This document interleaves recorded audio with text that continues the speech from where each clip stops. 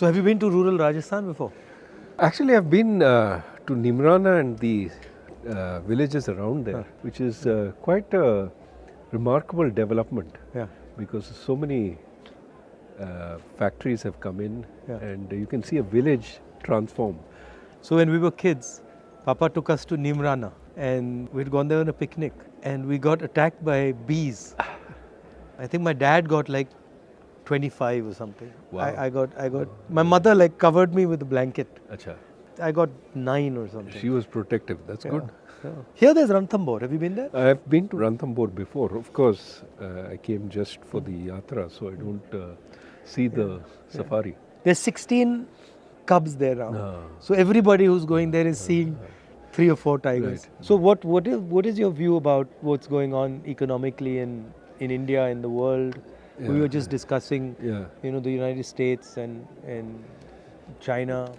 So the next year is going to be more difficult than this one. Of course, this one had lots of difficulties with the war and all that. But because growth is going to slow in the world more generally, people are raising interest rates, that brings down growth.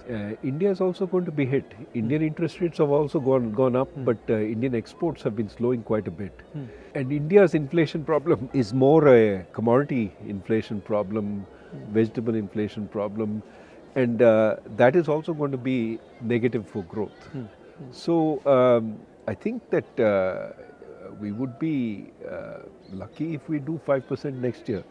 See, the problem with the growth numbers is that you have to understand what you're measuring with respect to. If you the had base. a terrible quarter last year and you're measuring with respect to that, you look very good. So ideally what you do is look before the pandemic in 2019 and look at now. And if you look at 2022 vis-a-vis 2019, it's about 2% a year. That's too low for us. And what do you attribute that to? Pandemic was part of the problem, but we were slowing before the pandemic. Yeah. We had gone from 9 to 5. Yeah. And we haven't really generated reforms which will generate growth. अच्छा, इसमें हिंदुस्तान में एक और चीज़ हो रही है, 4-5 पूंजीपति बहुत अमीर हो रहे हैं और हर बिजनेस में वो जा पा रहे हैं और बाकी हिंदुस्तान जो है वो पीछे रह रहा है. जो किसान हैं, गरीब लोग हैं, उनका एक हिंदुस्तान बन रहा है और फिर ये 5, 6, 10, 15 लोग हैं जिनका दूसरा हिंदुस्तान बन रहा है. एक के सपने पूरे हो रहे हैं, एक के सपने नष्ट हो रहे हैं. तो ये इनइक्वालिटी जो बढ़ रही है, इसके बारे में हमें क्या करना चाहिए? ये तो बहुत बड़ी प्रॉब्लम है. सिर्फ वो इंडस्ट्रियलिस्ट के बारे में नहीं है. ये जो अपर मिडिल क्लास है, वो उनका तो आय बढ़ गया है पैंडेमिक में, क्योंकि वो घर से काम कर सकते थे. और जो गरीब लोग हैं उनको फैक्ट्री में जाना पड़ता था और फैक्ट्री बंद हो गई तो मासिक आय नहीं आई उनको. तो ये डिवाइड जो है पैंडेमिक में बढ़ गया. और जो सबसे गरीब है उनको तो मिलता है ये राशन में, उनको सब कुछ मिलता है. जो अमीर है उनका कोई नुकसान नहीं हुआ है. जो बीच में है, ये लोअर मिडिल क्लास जो है, उनको काफ़ी नुकसान हुआ. नौकरी तो बंद हो गई, बेरोज़गारी बढ़ रही है, कर्ज बढ़ रही है, वो कर्ज ले रहे हैं, ब्याज दर अभी बढ़ रही है. तो उनका तो काफ़ी नुकसान हुआ है और उनकी तरफ हमें देखना है. और जो नीति हम बना रहे हैं उनके लिए बनाना चाहिए, क्योंकि दर्द वहाँ पे बहुत ज़्यादा है. और ये भी है कि आप जो कह रहे हैं कंसंट्रेशन हो रहा है ये जो इंडस्ट्रियलिस्ट का, उसको भी देखना है. हम कैपिटलिज्म के अगेंस्ट नहीं हो सकते हैं, लेकिन कंपटीशन के लिए हमें लड़ना है. मतलब मोनोपोली के खिलाफ हो सकते हैं. मोनोपोली के खिलाफ हो सकते हैं, लेकिन कैपिटलिज्म तो ये जो छोटे बिजनेसेस हैं वो भी अच्छे हैं देश के लिए. बड़े बिजनेस भी अच्छे हैं, लेकिन मोनोपोली अच्छा नहीं है. रोजगार एग्रीकल्चर सेक्टर से भी मिल सकता है. तो उसमें फूड प्रोसेसिंग है, उसमें कोल्ड चेन है, उसमें फ्रूट्स एंड वेजिटेबल्स का एक्सपोर्ट है, वो सब है. तो सेकंड ग्रीन रेवोल्यूशन भी हो सकता है, आपका कहना है? सेकेंड ग्रीन, एक नए तरीका का ग्रीन, नए तरीका का vegetables, milk, dairy products, poultry, ये सब हो सकता है. और प्रोसेसिंग करना है यहाँ पे, क्योंकि यहाँ का लेबर यूज़ करना चाहिए. और खेत के पास. और मेरे ख्याल में उसका भी एक ग्रीन कंपोनेंट है. अगर आप सब ये प्रोसेसिंग खेत के पास करते हैं, जो आप इधर उधर बेच देंगे उसका वेट भी काफ़ी कम हो जाएगा ना, तो इसलिए एनर्जी कंजम्पशन भी कम हो जाएगा। और अगर हम आगे देखेंगे तो एनर्जी कंजम्पशन तो बहुत ही इम्पोर्टेंट चीज़ है और उसको कम करना चाहिए। और यूएस में क्या हो रहा है? यूएस में और बाकी दुनिया में क्या हो रहा है? अभी वहाँ पे तो महंगाई तो बढ़ रही है काफ़ी ज़्यादा, और महंगाई कम करने में ये जो सेंट्रल बैंक्स हैं वो कोशिश कर रहे हैं, वहाँ का आरबीआई, फेडरल रिजर्व या यूरोपियन सेंट्रल बैंक, और इसलिए ब्याज दर बढ़ा रहे हैं, और उससे तो उत्पादन की गति तो कम हो जाएगी। और इंडिया के लिए प्रॉब्लम ये है कि हमारे एक्सपोर्ट्स भी कम हो जाएंगे अगले साल, तो उससे तो एक्सपोर्ट्स तो काफ़ी कम हो जाएंगे और हमारा ग्रोथ, हमारा उत्पादन की गति भी काफ़ी कम हो जाएगी। जब मैं महाराष्ट्र से निकल रहा था तो वहाँ पे जो टेक्सटाइल इंडस्ट्री में काम करते हैं वो कह रहे थे कि बांग्लादेश ने अपनी एक्सपोर्ट पॉलिसी को बहुत अच्छी तरह यूटिलाइज़ किया है और उन्होंने एक्सपोर्ट पॉलिसी से अपनी पूरी वहाँ पे इंडस्ट्री को बहुत कम्पिटिटिव बना दिया। इसके बारे में क्या सोचते हैं? ये हमें करना चाहिए, कैसे करा जा सकता है? एक तो उनका सबसे इम्पोर्टेंट इंडस्ट्री है टेक्सटाइल्स, वो कपड़े बनाते हैं, और एक्सपोर्ट करते हैं, और उसमें उन्होंने 2-3 चीज़ किए हैं जो that has help them succeed. एक तो they allow big factories, not small factories, क्योंकि स्केल इकोनॉमीज की ज़रूरत है, तो they allow big factories. I think labour is largely women, so they employ a lot of women in the textile industry, and the policy is very predictable. It doesn't change. So that industry has just taken off because it's using low-skilled workers. On my way, I found out that जो बेल्लारी है वो jeans production का centre था और वहाँ पे 4.5 लाख लोग काम करते थे। कपड़ा गुजरात से आता था और स्टिचिंग बेल्लारी में होती थी और वो लोगों के घरों में होती थी। कोई एक पीस बनाता था, कोई सिलता था, कोई धोता था, वो पूरा डिसेंट्रलाइज था सप्लाई चेन। और जीएसटी और नोटबंदी ने उसको ख़त्म कर दिया और वो एक्चुअली वो इंडस्ट्री अंग्रेज़ों के टाइम से है। 4.5 लाख लोग काम करते थे, आज वहाँ 50,000 लोग काम करते हैं और वो सब मतलब ख़त्म हो गया। तो अपॉर्चुनिटी तो काफ़ी है, बट उसको फाइनेंस की ज़रूरत होती है, उसको सपोर्ट की ज़रूरत होती है। बहुत सारे क्लस्टर्स हैं हिंदुस्तान में जो अलग अलग चीज़ बनाते हैं, हर डिस्ट्रिक्ट में कोई ना कोई स्पेशलिटी होती है, तो उस पे फोकस करके, उनको मदद करके, उनको सपोर्ट देकर भी वहाँ पे इंडस्ट्री बनाई जा सकती है, बन सकती है। वो टेक्नोलॉजिकल सपोर्ट चाहिए, फाइनेंस, क्रेडिट लोन्स देना चाहिए उनको, और ये जो आप कह रहे हैं सर्टेनिटी अबाउट पॉलिसी कि ऊपर नीचे नहीं जाएगा ये जो पॉलिसी, एक दिन आप एक्सपोर्ट नहीं कर सकते हैं, एक दिन हाँ एक्सपोर्ट ज़रूर कीजिए, नहीं, स्टेबिलिटी। तो मुझे एक बात समझाइए, आप आरबीआई में थे, अब हिंदुस्तान में एक व्यक्ति 2 लाख करोड़ रुपए का लोन ले सकता है, मतलब उसको पूरे के पूरे बैंक का पैसा मिल जाता है, मगर जब छोटा किसान या छोटा बिजनेस वाला बैंक लोन लेने जाता है तो उससे बहुत सारे सवाल पूछे जाते हैं और एक्चुअली बड़ा वाला भी ज़रूरी है, छोटा वाला भी ज़रूरी है, मगर छोटे वाले को बिल्कुल इग्नोर कर दिया जाता है, छोटे वाले बिल्कुल इग्नोर कर दिए जाते हैं। तो ये होता क्यों है और इसको बदला कैसे जाए?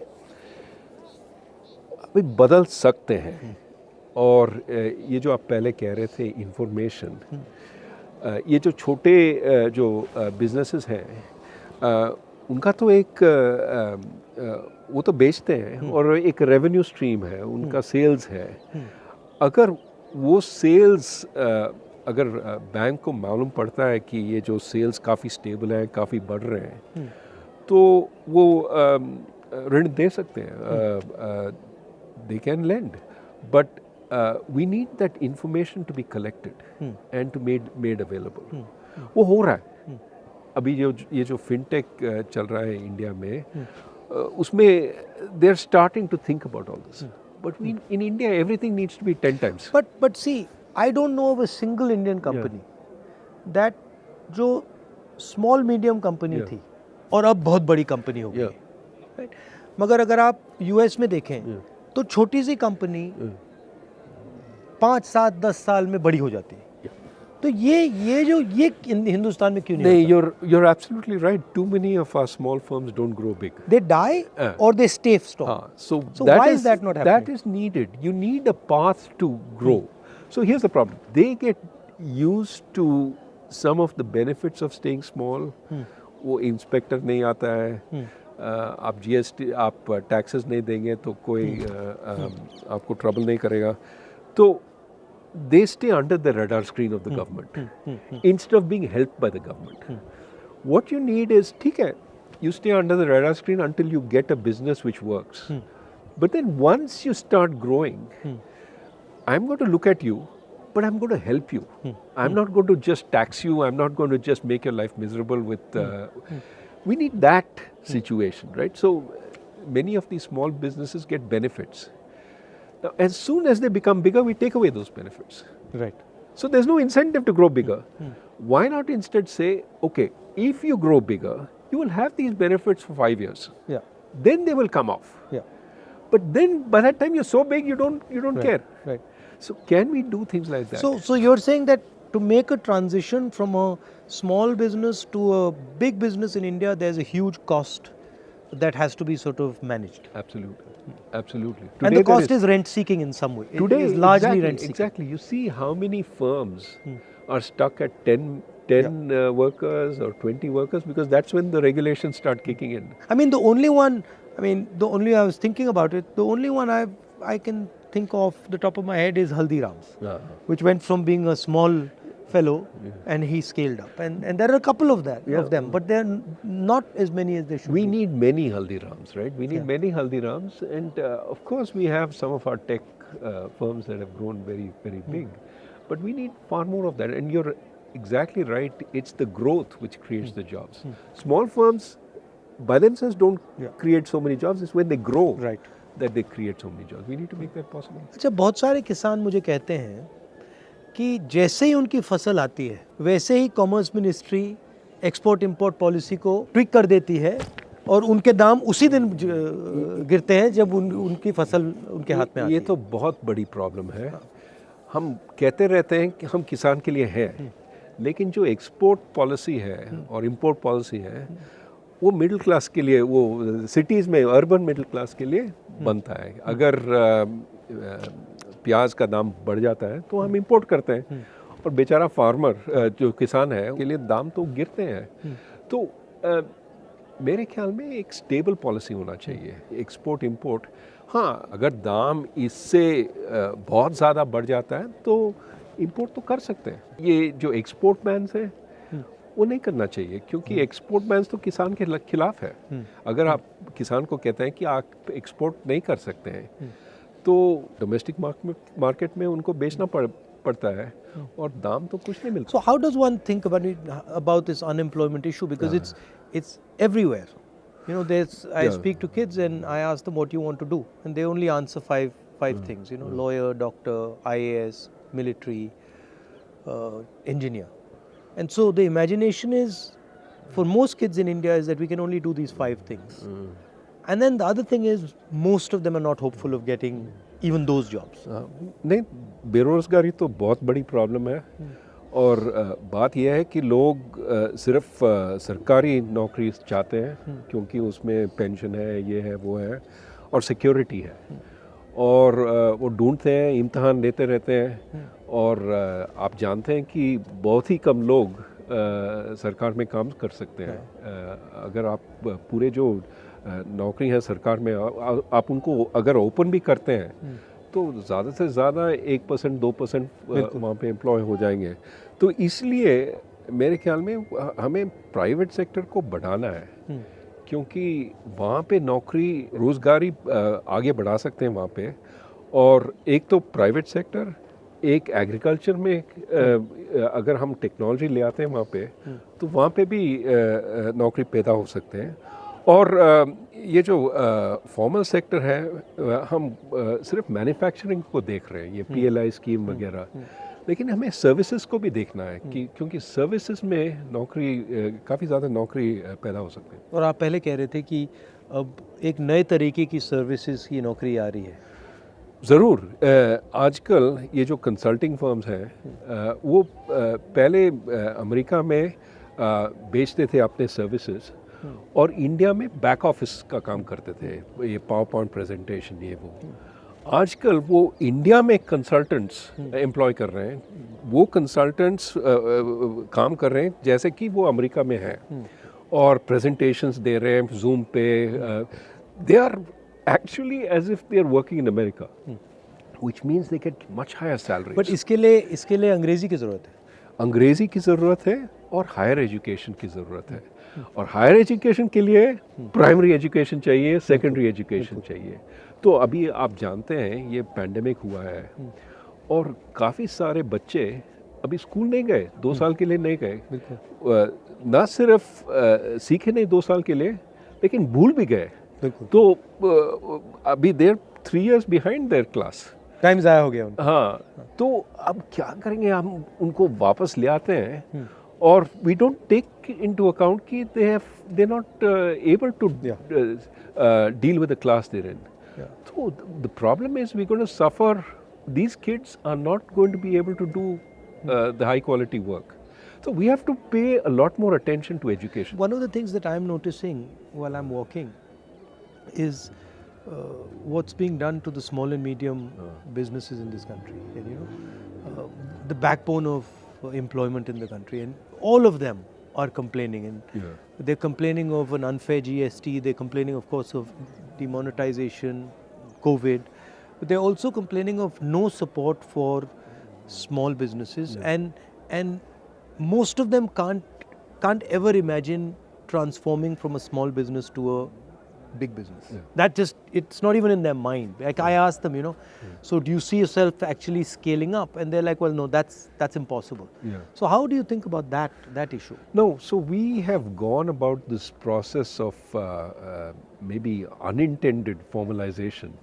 Demonetization forced a lot of companies that were informal to go out of business. GST is forcing a lot of small companies that earlier didn't pay significant taxes. Now it's forcing them to pay taxes, and they're uncompetitive if they start paying taxes. So this dual economy is being shut down. And of course, you need to create some reason for them to become formal. If, for example, they could get more credit from the bank as they became more formal, they could show their receipts, they could show but credit is also very slow right now. So the benefits of formalization are not there, the costs of formalization are there. Right. And so many of them are hurting. Now, what is true is as they shrink, our bigger firms are doing very well because they're occupying some of the space. So in a sense, the inequality between firms is increasing. You look at profitability amongst the big firms, it's very good. And they could also raise money during the pandemic, which our small firms couldn't. What you want is to give the small fellow a chance to sell and not put a whole lot of burden on him. The big fellow can take care of paying the taxes and all that. तो ये अगर आप हिंदुस्तान की history देखें, एक बहुत क्रांतिकारी कदम स्वतंत्रता आंदोलन से आया, उसके बाद हरी क्रांति हुई, उसके बाद सफ़ेद क्रांति हुई, उसके बाद जो कंप्यूटर रेवोल्यूशन हुआ, तो अब क्या रेवोल्यूशन हो सकता है? 2 तरह के रेवोल्यूशन है। एक तो मैं अभी हम बात कर रहे थे सर्विस रेवोल्यूशन। हम यहाँ से अमेरिका में काम कर सकते हैं without going to America. Okay, that is one. जैसे डॉक्टर हैं, they can provide telemedicine services to the US and earn a lot of foreign exchange. Our service exports are 250 billion. Just grow that. That will make us a superpower in exports. So एक वो है। दूसरा ये है, आप हरी क्रांति के बारे में बात कर रहे थे, ग्रीन रेवोल्यूशन, लेकिन we have a new kind of green revolution. Yes, sustainability, emissions. If we push on that, we can be at the frontier, building windmills, building solar plants, making our buildings green. And the most damage from climate change will be in South Asia. Yeah. You've already seen Bangladesh suffer, you've seen Pakistan suffer. India is not far behind. We occupy the same territory. So we have to push very hard for a green revolution elsewhere. But also we can be at the forefront because everybody is trying to get in. We can make a lot of windmills, solar, because we have a huge demand. But we can also, innovate. And so I think there are lots of possibilities. But we should be forward thinking. मैं एक बार parliament में जा रहा था और parliament के वहाँ पे जो सिक्योरिटी गार्ड्स हैं उनसे मेरी दोस्ती है। तो मैंने उन एक सिक्योरिटी गार्ड से पूछा भाई क्या कर रहे हो? तो उसने मुझे कहा बहुत मज़ा आ रहा है। मैंने कहा क्या हुआ?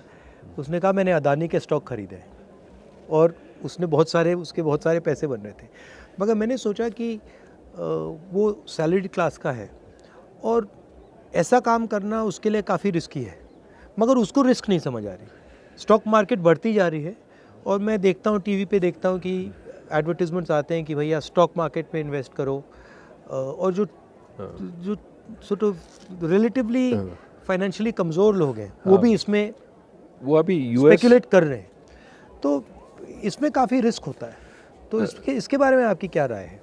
जो रिटेल इन्वेस्टर है बिल्कुल नया है और मतलब थोड़ा सा पैसा है उसके पास, वो पूरा का पूरा इसमें डाल रहा है। ज़रूर, वो समझते नहीं है, वो देख रहे हैं कि इसका रिटर्न बहुत ही अच्छा है तो इसमें हम पैसा डालेंगे। लेकिन प्रॉब्लम ये है कि वो एनालाइज नहीं करते कि रिटर्न क्यों है, कहाँ से आया। अभी आप देखते हैं अमेरिका में ये जो क्रिप्टो करेंसी का प्रॉब्लम है, वहाँ पे भी रिटर्न बहुत ही ज़्यादा था। बिटकॉइन 2-3 पैसे के लिए बिकता था, $67,000 तक पहुँच गया। अरबपति बन गए बहुत सारे। हाँ, तो और अभी गरीब फिर से हो गए ना, क्योंकि उसके बाद गिरा है। और ज़्यादातर गरीब लोग वो तब खरीदते हैं जब $67,000 पे है, मतलब हाइट पे, और फिर वो देखते हैं कि बस गिरता रहता है। क्योंकि ये जो अमीर लोग हैं वो तब बेचते हैं और जिनके पास इंफॉर्मेशन नहीं है, जिनके पास वो फाइनेंशियल सोफिस्टिकेशन नहीं है, वो तब खरीदते हैं। मगर ये जो प्रॉब्लम है इन्फॉर्मेशन का प्रॉब्लम, ये हमने स्टॉक मार्केट की बात की, मगर ये इन्फॉर्मेशन का प्रॉब्लम मुझे लगता है, मतलब सड़कों पे चल के मैं सुन रहा हूँ, ये इन्फॉर्मेशन प्रॉब्लम बहुत गहरी है, ख़ास तौर से गरीब लोगों में, किसानों में, गरीब लोगों में। ज़रूर उनको इन्फॉर्मेशन मिलती नहीं है, दी नहीं जाती है। इसलिए हम कहते हैं कि कंज्यूमर प्रोटेक्शन होना चाहिए, कि उनको बताना चाहिए ये तुम्हारे हक हैं, these are your rights, and जो बेचते हैं they cannot violate these rights. Are you enjoying this? It's nice. You like it? How can you not enjoy this view? But also, it's. I think you're doing this सांप्रदायिक एकता और शांति के लिए आप पदयात्रा पे जा रहे हैं। I think that is something the country needs, regardless of what political party you're in. It has to be, Bharat को जोड़ना है। बिल्कुल। एंड पीस और शांति से, भाईचारे से फ़ायदा होता है। और अगर आप सोचेंगे, कोई कह रहा था कि आपने एक भाषण में ये कहा था कि which house can stand when the brothers are fighting? Yeah, it can't. They have to be. You have to have internal harmony to have external security. ये काफ़ी लोग कह रहे हैं हाँ we can fight internally, we will suppress this minority, suppress that, and we will be strong outside. नहीं हो सकता है। नहीं, ये एक बात है, मगर दूसरी बात जो उतनी ही ज़रूरी है कि आज की दुनिया में जहाँ अमेरिका, चाइना, यूक्रेन, सब जगह नफ़रत फैल रही है, उस दुनिया में हिंदुस्तान रास्ता दिखा सकता है। ज़रूर। और हिंदुस्तान बहुत बड़ा रोल प्ले कर सकता है। ज़रूर। और ये हमारी हिस्ट्री है, हमारा ये कल्चर है और ये हमारी स्ट्रेंथ है। या और लोकतंत्र भी हमारा स्ट्रेंथ है। और मेरे ख्याल में काफ़ी लोग काफ़ी देश हमारी ओर देख रहे हैं कि इंडिया का क्या कहेगी, इंडिया क्या एग्जाम्पल सेट करेगी। और इसलिए हमें सोचना चाहिए कि हम क्या कर रहे हैं और किस दिशा में जा रहे हैं।